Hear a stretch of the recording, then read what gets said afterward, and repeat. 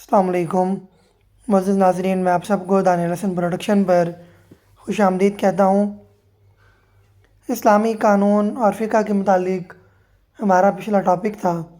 آج ہم اسی کو ہی آگے لے کر چلیں گے کہ عبادات اور معاملات سے متعلق اسلامی شرعی احکامات کو اسلامی فقہ کے نام سے پکارا جاتا ہے۔ فقہ کے لغوی معنی کسی چیز کا علم حاصل کرنا یا کسی چیز کا فہم، ادراک و بصیرت ہے، یعنی کہ وہ سوجھ بوجھ جو دین کے معاملات کو سمجھنے کے لیے ضروری ہے، وہ ہمارے پاس فقہ کہلاتی ہے۔ اب اس کی کچھ خصوصیات ہیں۔ پہلی خصوصیت یہ ہے کہ یہ ایک مکمل قانون ہے، کیونکہ اسلام ایک الہامی دین ہے اور مکمل ضابطۂ حیات ہے۔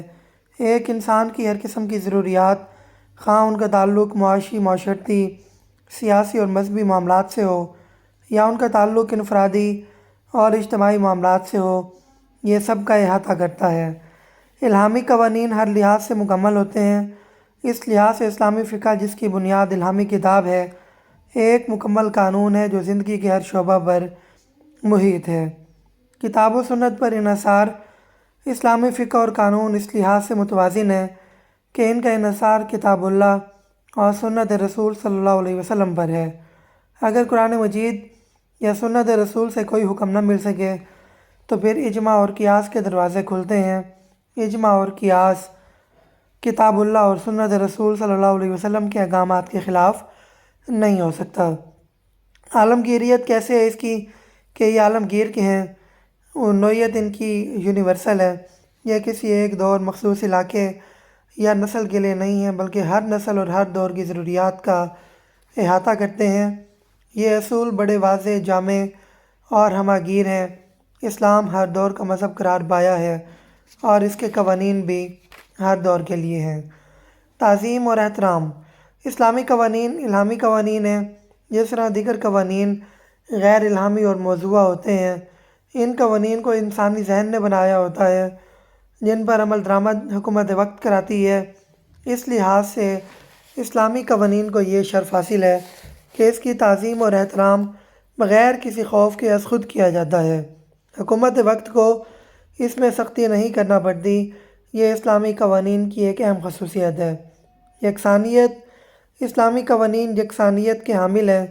ان میں گنجائش موجود ہے کہ اگر کسی مسئلے کا حل کتاب اللہ اور سنت رسول میں نہ مل سکے تو اجماع، قیاس یا اجتہاد کے ذریعے کوئی حکم تلاش کیا جا سکتا ہے۔ البتہ اس میں اتنی شرط ضرور موجود ہونی چاہیے کہ اس قسم کا اجماعی، قیاسی یا اجتہادی فیصلہ کتاب اللہ اور سنت رسول کے واضح احکامات کے خلاف نہیں ہونا چاہیے۔ اس کے بعد اس کی ابدیت ہے کہ کسی بھی قوانین کی نسبت یہ چونکہ الہامی قوانین ہیں، لہٰذا یہ ہمیشہ کے لیے ہیں۔ جو احکامات ابتدا میں تھے وہ آج بھی برقرار ہیں اور رہتی دنیا تک کسی حالت میں برقرار رہیں گے۔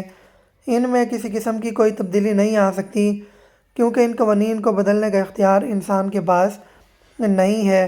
یہی وجہ ہے کہ اسلامی قوانین کو ابدی قوانین تسلیم کیا جاتا ہے۔